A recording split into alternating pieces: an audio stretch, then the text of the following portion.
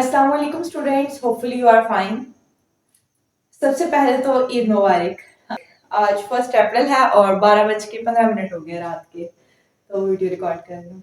अच्छा, आज के इस टॉपिक में हम पढ़ेंगे landscape and building block of legal system. ये बहुत इंपॉर्टेंट टॉपिक है पेपर पॉइंट ऑफ व्यू से। सबसे पहले हम इसके इंट्रोडक्शन देखेंगे, इसके बाद इसकी मीनिंग्स, इसकी फिर डेफिनेशन देखेंगे अकॉर्डिंग टू धीराज मान वगैरह। इसके बाद इसके लैंडस्केप एंड बिल्डिंग ब्लॉक्स देखेंगे, ठीक है। इसके आगे से फर्दर सब पॉइंट्स पे हम देखेंगे constitution, legislation, judicial president, international law, statutes, legal professional, separation of power, human right, executive, judicial review, human right, rule of law, legal enforcement and last पे कंक्लूजन, ठीक है। आज हम इस सबको डिस्कस करेंगे। सबसे पहला इसका इंट्रोडक्शन, ठीक है। इंट्रोडक्शन में सबसे पहले तो हम इसके नाम को समझते हैं ना कि मतलब ये है क्या, landscape and building block of legal system, ठीक है। लैंडस्केप जो होता है ना, ये ओवरऑल स्ट्रक्चर है, ठीक है। और बिल्डिंग ब्लॉक कहते हैं, मतलब हम कह सकते हैं ये फंडामेंटल एलिमेंट्स हैं, ठीक है। Landscape and building block of legal system के एक ओवरऑल स्ट्रक्चर होता है, जो फंडामेंटल एलिमेंट्स होते हैं किसके, लीगल सिस्टम के। लीगल सिस्टम क्या है, कानूनी निजाम है, जैसे कि हर कंट्री में कानूनी निजाम होता है, ठीक है। There are 100 of legal system in this world, के 100 से भी ज्यादा लीगल सिस्टम है यहाँ पे, ठीक है। सो वही हमने इसका ओवरऑल स्ट्रक्चर बताना है और जो फंडामेंटल एलिमेंट्स है इसके, जो कि बेसिक बुनियादी चीजें हैं, वो बतानी है। अब अगर इन सिंपल देखें ना, इस मतलब पहले तो इसके टॉपिक के नाम को समझ लीजिए। इन सिंपल अगर देखें, ठीक है, एक बिल्डिंग बनाते हैं हम, ठीक है। एक बिल्डिंग बनाई है तो उसमें क्या क्या चीजें जरूरत पड़ी है, ईंटें भी हमने यूज की है, सरिया यूज किया है, सीमेंट यूज किया है, रेत यूज किया है, ठीक है। ये चीजें ली हैं, ये चीजें मतलब ऐड की है तो एक बिल्डिंग तैयार हुई है ना। इसी तरह से इसमें भी हमने वो चीजें ऐड करनी है जिससे एक लीगल सिस्टम जो है वो तैयार भी हो सके, ठीक है। और इसके अलावा हमने इसका ओवरऑल स्ट्रक्चर देखना है और फंडामेंटल एलिमेंट। ओवरऑल स्ट्रक्चर जो मतलब पूरा ढांचा, और फंडामेंटल एलिमेंट्स की मतलब बुनियादी जो इसके अनासिर है वो, ठीक है। इसमें हम थोड़ा सा इंट्रोडक्शन में इसके लीगल सिस्टम के अबाउट बताएंगे कि वो कैसे सोसाइटी पे इफेक्ट करता है, ये हमारे सोशल इकोनॉमिकल मतलब हर चीज से इंटरलिंक्ड है, ठीक है। जो लीगल सिस्टम है उसकी बात कर रही हूँ, और ये हर कंट्री में अलग अलग पाया जाता है। जैसे कि पाकिस्तान में जो वो हाइब्रिड लीगल सिस्टम है, क्यों, क्योंकि यहाँ पर कॉमन लॉ, इस्लामिक लॉ भी है। मतलब अगर कहीं पर 2 या 2 से ज्यादा लॉज होते हैं तो वो हाइब्रिड लीगल सिस्टम कहलाता है, ठीक है। इस तरह इंडिया भी यही है। इस तरह से डिफरेंट जगह पे डिफरेंट जो है वो पाए जाते हैं। जैसे कि ब्रिटिश में कॉमन लॉ है, ठीक है, कॉमन लीगल सिस्टम है। इस तरह से चाइना में सोशलिस्ट लीगल सिस्टम है। सो इस तरह से डिफरेंट होता है हर कंट्री टू कंट्री, ठीक है। अब हम इसका मीनिंग और डेफिनेशन देखते हैं। अब इसका मीनिंग है द स्ट्रक्चर और फाउंडेशन ऑफ लीगल सिस्टम, ठीक है।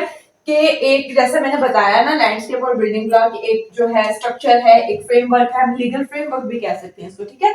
और ये जो है फंडामेंटल एलिमेंट्स है, उसके अकॉर्डिंग ये मतलब मीनिंग भी इसका बन रहा है द स्ट्रक्चर और फाउंडेशन। एक स्ट्रक्चर है और एक फाउंडेशन है। फाउंडेशन कहते हैं बुनियाद को, किसकी है, लीगल सिस्टम की, ठीक है।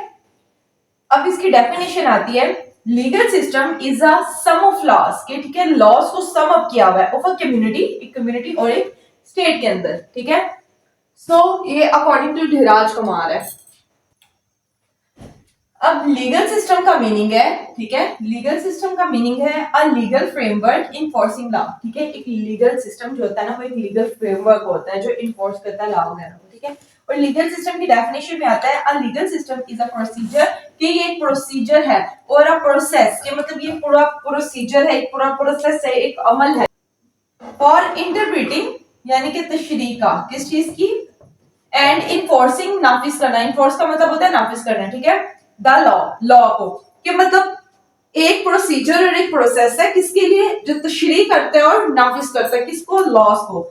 कि लीगल सिस्टम एक प्रोसीजर प्रोसेस है जो कि तशरीह करता है और फिर नाफिज भी करता है, मतलब इंटरप्रेट करता है, मतलब सारा कुछ एक्सप्लेन करता है, बताता है, एंड देन इनफोर्स करता है लॉ। सो ये दोनों डेफिनेशंस और मीनिंग वगैरह आप लोग ऐड कर सकते हैं इस क्वेश्चन में। अब नेक्स्ट इसकी ये हम बिल्डिंग ब्लॉक्स देखते हैं। अब इसके लैंडस्केप एंड बिल्डिंग ब्लॉक में सबसे पहला पॉइंट है कॉन्स्टिट्यूशन का, ठीक है। सबसे पहले ये तो हमें पता चल गया लैंडस्केप और बिल्डिंग ब्लॉक्स में है क्या, ये फंडामेंटल एलिमेंट्स है जो कि बहुत इंपॉर्टेंट होते हैं लीगल सिस्टम के लिए, ठीक है। उसको फंक्शन, उसके फंक्शन के लिए, उसको मेकिंग के लिए, ठीक है। सबसे फर्स्ट पे आता है कॉन्स्टिट्यूशन। कॉन्स्टिट्यूशन जो है वो सुपरमेसी है, सबसे ऊपर है, सबसे फर्स्ट पे, सबसे प्रियोरिटी कॉन्स्टिट्यूशन को दी गई है, ठीक है। ये लॉ ऑफ लैंड है, मतलब बुक ऑफ लैंड है, ठीक है। कॉन्स्टिट्यूशन ही में सारा कुछ बताता है कि हमें क्या क्या करना चाहिए, क्या क्या नहीं करना चाहिए, सारे रूल्स रेगुलेशंस वगैरह कि कैसा चलना चाहिए। हर लीगल सिस्टम, सिर्फ पाकिस्तान का ही नहीं, इंडिया का ही नहीं, बल्कि हर कॉन्स्टिट्यूशन जो है वो बताता है कि जो है पूरा कंट्री है वो कैसे वर्क करेगा, ईटीसी ऑल, ठीक है। तो फर्स्ट पे कॉन्स्टिट्यूशन आएगा इसका।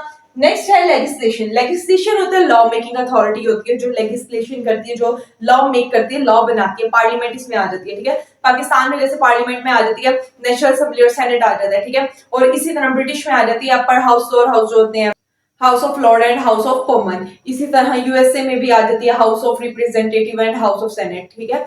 और इस तरह से जो है इंडिया के है, ठीक है, इंडिया की लोकसभा वगैरह, जो कि बहुत इंपॉर्टेंट प्ले रोल करती है लॉ को बनाने में, ठीक है। नेक्स्ट आ जाते हैं जुडिशियल प्रेसिडेंट। जुडिशियल प्रेसिडेंट जो होते हैं ना, लीगल प्रेसिडेंट जो होते हैं, वो बहुत इंपॉर्टेंट होते हैं, ठीक है।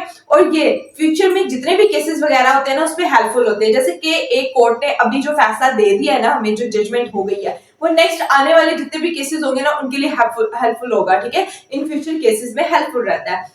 अब इसमें कुछ इसकी एक्सेप्शंस वगैरह भी होती हैं कि जैसे लोअर कोर्ट के हाई कोर्ट पे एप्लीकेबल नहीं होते, लेकिन हाई कोर्ट के लोअर कोर्ट पे लाजमी होती है, ठीक है। बाइंडिंग होती है लोअर कोर्ट के, वो जो है अपर कोर्ट्स के सारे इसके प्रेसिडेंट्स को माने, ठीक है। और ये बहुत इंपॉर्टेंट प्ले रोल करते हैं एक लीगल फ्रेमवर्क में, ठीक है। लीगल सिस्टम में बहुत इंपॉर्टेंट प्ले रोल करते हैं, क्योंकि काफी ज्यादा फैसले जो होते हैं वो इसकी बेस पर ही होते हैं। नेक्स्ट आता है इंटरनेशनल लॉ, ठीक है। इंटरनेशनल लॉ भी जो बेसिकली हमारा दूसरी कंट्रीज के साथ होता है, ठीक है, वो सारा कुछ मतलब उसमें भी रूल्स रेगुलेशंस वगैरह बताए जाते हैं, ठीक है। उसके अकॉर्डिंग भी एक लीगल फ्रेमवर्क होता है ये। उसके बाद आ जाते हैं स्टैट्यूज। स्टैट्यूज भी जो होते हैं वो कोडिफाइड लॉ होते हैं, जो कि लेजिस्लेशन बनाती है, ठीक है, लॉ मेकिंग अथॉरिटी बनाती है। जो कोडिफाइड लॉज वगैरह होते हैं वो सारे स्टैट्यूज भी कहलाते हैं। नेक्स्ट इसमें आ जाता है लीगल प्रोफेशनल्स, ठीक है। लीगल प्रोफेशनल्स में हमारे लॉयर्स आ जाते हैं और जजेस आ जाते हैं, जो कि बहुत इंपॉर्टेंट प्ले रोल करते हैं, ठीक है। वो भी एक लीगल फ्रेमवर्क का एक हिस्सा ही है, जो कि बहुत इंपॉर्टेंट प्ले रोल करते हैं इन कोर्ट्स वगैरह में, ठीक है, ये सारी जगह पे।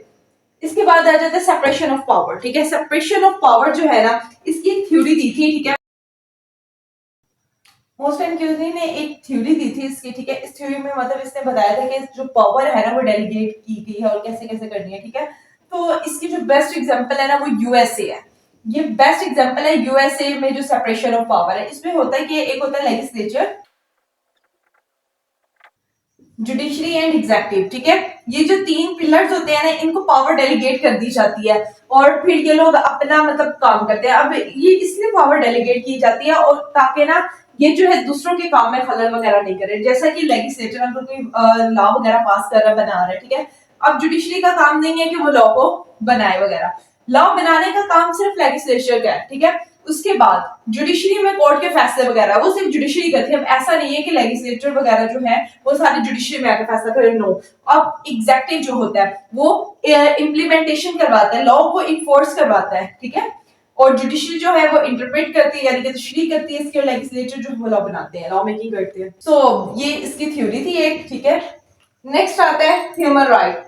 ह्यूमन राइट, हर कॉन्स्टिट्यूशन अपने जो सिटीजन को ह्यूमन राइट देते हैं। ह्यूमन राइट्स में से हमारे पास राइट टू लाइफ आ जाता है, राइट टू एजुकेशन आ जाता है, ठीक है, free right and free trials आ जाता है, freedom of speech, freedom of expression, freedom of movement, freedom of marriage, मतलब ये सारा कुछ आ जाता है। हमारे पास जिंदगी गुजारने का हक है अकॉर्डिंग टू आवर विल्स, ठीक है। और मतलब ये सारे राइट्स वगैरह ह्यूमन राइट्स में आ जाते हैं। इसके अलावा पाकिस्तान का जो कॉन्स्टिट्यूशन है ना, वो बेसिकली फंडामेंटल राइट्स देता है। Article 8 to 28 of the constitution of Pakistan ये हमें बताता है फंडामेंटल राइट्स के अबाउट, ठीक है। इसमें ये सारे राइट्स वगैरह इंक्लूड होते हैं जो कि मतलब जरूरी होते हैं ह्यूमन के लिए। नेक्स्ट आ जाता है हमारे पास एग्जेक्टिव। एग्जेक्टिव का मैंने जैसे बताया कि इसका जो काम होता है ना वो होता है इम्प्लीमेंटेशन करवाना। तो ये भी इसके जो है फ्रेमवर्क, लीगल फ्रेमवर्क में बहुत इंपॉर्टेंट रोल प्ले करते हैं, क्योंकि जो एग्जेक्टिव अथॉरिटी होती है वो लॉ को इम्प्लीमेंट करवाती है सोसाइटी में, ताकि पीस कायम रहे, ठीक है। उसके बाद आते हैं जुडिशियल रिव्यू। जुडिशियल रिव्यू भी होता है कि मतलब जो कोर्ट्स वगैरह होती है ना वो रिव्यू करती हैं, मतलब कोर्ट्स वगैरह नजरसानी करती हैं अपने फैसलों वगैरह पे अगर कोई गलती वगैरह हो जाए, ठीक है। देन ह्यूमन राइट ये हो गया। नेक्स्ट है रूल ऑफ लॉ। इसमें ये कि सुपरमेसी ऑफ लॉ होती है, सब लोग जो होते हैं वो इक्वल होते हैं under the law, everyone is equal under the law, no one is above, ठीक है। इसमें ना एविडेंसी के कुछ प्रिंसिपल्स हैं, ठीक है। ये भी डेजी के। अच्छा ये इंपॉर्टेंट भी है, ठीक है, और इसके ऊपर अलग एक वीडियो भी बनाएंगे रूल ऑफ लॉ के ऊपर, ठीक है, वो आप लोग देख सकते हैं, पेपर पॉइंट ऑफ व्यू से बहुत इंपॉर्टेंट क्वेश्चन है। एक रूल ऑफ लॉ वाला और एक प्रेसिडेंट वाला, ठीक है, और एक लेजिस्लेशन वाला और इंटरनेशनल लॉ वाला, सेपरेशन ऑफ पावर वाला भी, मतलब ये 3-4 क्वेश्चंस है जो बहुत इंपॉर्टेंट है पेपर पॉइंट ऑफ व्यू से भी, ठीक है। तो वो इसके 3 प्रिंसिपल है जिसमें इसने बताया कि सुपरमेसी ऑफ लॉ के सारे जो है वो लॉ के अंडर है, no one is above the law, ठीक है, हर एक लॉ के अंडर है, चाहे वो गवर्नमेंट का बंदा है, चाहे वो अमीर है, चाहे वो गरीब है। वैसा नहीं है कि अगर किसी अमीर ने या फिर कोई गवर्नमेंट ऑफिसर ने कोई गलती वगैरह किया तो उसको सजा नहीं होगी, नो, एवरीवन इज इक्वल, ठीक है, यहाँ पर कोई भी इंसान अबव नहीं है लॉ से। तो ये चीजें इसमें बताई जाती हैं। अब है लीगल एनफोर्समेंट। अब जो पुलिस वगैरह होती है, ठीक है, बहुत से इंस्टीट्यूशंस है, पुलिस स्टेशन हो गया या फिर कोर्ट्स वगैरह हो गए, ये सारे लीगल की इन्फोर्समेंट करवाते हैं, जैसे कि एग्जेक्टिव पावर भी होती है, वो भी इन्फोर्समेंट करवाती है, इम्प्लीमेंटेशन करवाती है लॉ की, ठीक है। तो ये लीगल इन्फोर्समेंट होगी, इसमें काफी ज्यादा इंस्टीट्यूशंस आ जाते हैं बेसिकली। इसके बाद आते हैं ज्यूरिस राइटिंग, ठीक है, ज्यूरिस राइटिंग में वही होता है, मतलब जो ज्यूरिस ने लिखा होता है, अभी कोडिफाइड फॉर्म में नहीं होता, ठीक है। अब जैसे कि जो बड़े बड़े ज्यूरिस्ट हैं, जैसे कि सैलमन हो गया, ऑस्टन हो गया, ठीक है, इनमें ज्यूरिस्ट राइटिंग आ जाती है, जो उनके पॉइंट ऑफ व्यूज हैं, ठीक है, वो सब कहलाते हैं। उसके बाद आ जाता है एग्रीमेंट, ठीक है, एग्रीमेंट भी इसका बेसिक थिंग है, मतलब building block of legal system का, कि हम जो दूसरी कंट्रीज वगैरह से आपस में कोई एग्रीमेंट वगैरह करते हैं, ठीक है, ये बहुत इंपॉर्टेंट प्ले रोल करता है इसमें। उसके बाद लास्ट पे आ जाता है कंक्लूजन। अब जितना भी क्वेश्चन में हमने पढ़ा है, देखा है, ठीक है, इसको कंक्लूड करके वो आप इसको कंक्लूजन में लिख देंगे, ठीक है। तो ये आज छोटा सा टॉपिक था, होपफुली आप सबको समझ आ गया होगा। अल्लाह हाफिज़, टेक केयर, दुआ में याद रखिए।